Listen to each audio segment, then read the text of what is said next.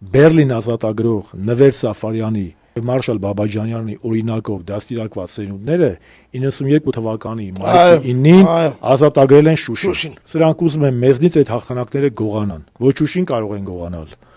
ոչ Արցախի հերոսամարտը կարող են գողանալ։ Իհարկե պարտությունն էլ կա, բայց ամենակարևորը այդ երկուսը գողացել են,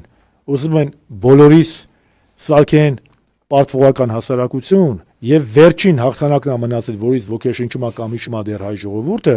Արցախյանի հետ հավասարազոր, դա եղել է 45 թվականի մեծ հայերենականը։ Այո, դա մեր համար եղել է մեծ հայերենական